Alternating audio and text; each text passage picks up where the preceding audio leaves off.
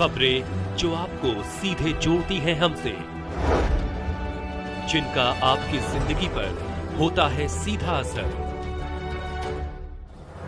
खबरों की वही तस्वीर,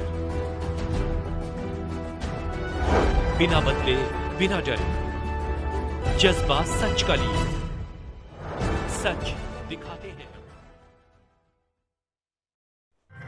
सूरत के हीराबाग में ट्रैफिक पुलिस ने बेवजह हॉर्न न बजाने के लिए एक अवेयरनेस प्रोग्राम किया। ट्रैफिक पुलिस वालों ने हीराबाग सर्कल पर पोस्टर के जरिए गाड़ी चलाने वालों को मैसेज दिया कि वे ट्रैफिक सिग्नल फॉलो करें और बेवजह हॉर्न न बजाएं। आपको बता दें कि अगर गाड़ी चलाने वाले बेवजह हॉर्न बजाते हैं तो उन पर फाइन लगेगा। जिन्हें रिक्शा वालों ने मॉडिफाइड हॉर्न लगवाए थे, उनके हॉर्न हटाकर फाइन लगाया गया। गाड़ी चलाने वालों को सिग्नल मानने और हेलमेट पहनने की हिदायत दी गई। हमें ट्रैफिक नियमों का पालन करना चाहिए और दूसरों से भी करवाना चाहिए। हॉस्पिटल, स्कूलों के पास बेवजह हॉर्न न बजाएं, बेवजह फ़ोन न बजाएं।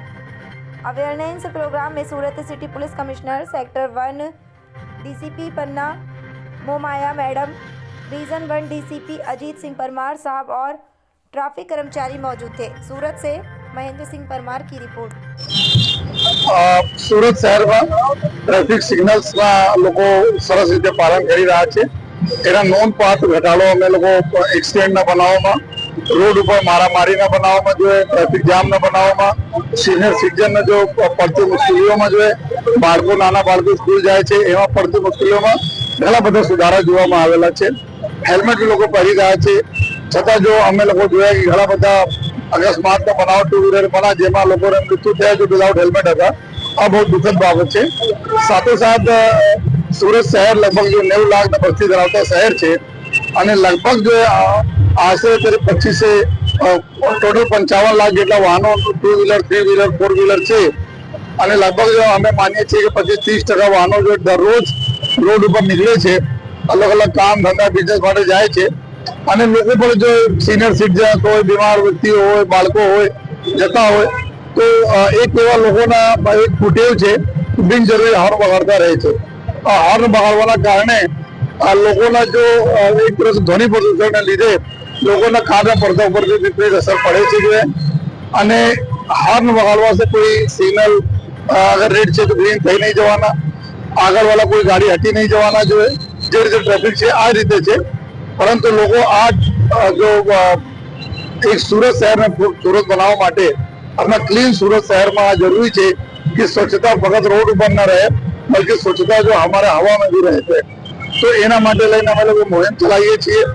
અત્યારે 31 ડિસેમ્બર તક અમે લોકો આ બધા મુહિમ પૂરા કરવાના છીએ અવેરનેસના। એના પછી ધીમે ધીમે એના પછી સ્ટ્રિક્ટલી અમે લોકો ઇમ્પ્લિમેન્ટ કરી જોઈએ। અમારી પાસે જો એના ધ્વનિ પ્રદૂષણ માપવા માટેના યંત્રો પણ છે, પરંતુ લોકો સામે એક વાર રિક્વેસ્ટ કરીએ છીએ જે રીતે આપ સિગ્નલ અને હેલ્મેટ સહકાર આપી રહ્યો છો સુરતના ભલાઈ માટે, આ જ પ્રકાર આપ લોકો બિનજરૂરી હોર્ન નહીં વગાડવો જોઈએ। આપ હોર્ન ન વગાડીને એક સચ્ચા જો આપણા નાગરિકને ફરજ બજાવશો આ બધા। અને આ જ મુહિમના સાથોસાથ જો અમારી પૂરે શહેરમાં ચાલે છે, આમાં જેટલા બી રિક્ષાઓમાં, ગાડીઓમાં અમે જોઈએ તો મોટરસાઇકલ ઉપર જો સાયલેન્સર લગાવે છે, મોડિફાઈડ સાયલેન્સર, એના બી અમે લોકો એના પર કાર્યવાહી કરીએ છીએ, ડિટેન કરીએ છીએ અને જરૂર પડે ગુના બી દાખલ કરવાના છીએ। રિક્ષાઓમાં અમે જોઈએ છીએ બહાર બે હોર્ન લગાવે છે जो लगभग 100-150 डेसिबल तकना आवाज करता हो। फोर व्हीलर्स में भी अमे लोग जोया है कि मॉडिफाइड जो आ लोग हॉर्न लगावी दे छे। तो तमाम लोगों से विनती करे तात्कालिक कढ़ाई ले, अगर नहीं कढ़ाव से कंपनी फिटेड कोई पर जो अगर हॉर्न वगैरह सिस्टम सिवाय कोई लगाव से तेना पर हमें सीरियस कार्रवाई पर करवाना छे। સાથોસાથ जो कंपनी फिटेड भी जेटला हॉर्न છે એના भी તમે જરૂરત સિવાય હોય ત્યારે વગાડો, અદરવાઇઝ આપ ના વગાડો અને સુરતમાં આપ નીકળો, આપને પોતે લાગે કે આપને કોઈ પણ પ્રકારની તકલીફો આપને પડતી નથી। તો આશયથી જો અમારી પુલિસ સુરત શહેર પુલિસ કાર્યવાહી ચાલુ કરી છે અને અમે લોકો से अपील भी કરીએ છીએ આપ અમારો સહકાર આપવો જોઈએ અને અમે ઉમ્મીદ પર છે કે આપણા સુરતના લોકો જો સુરતના ધ્વનિ પ્રદૂષણથી બચાવવા માટે આ મુહિમમાં એકદમ આગળ જો અમે લોકો સપોર્ટ કરતા હોય।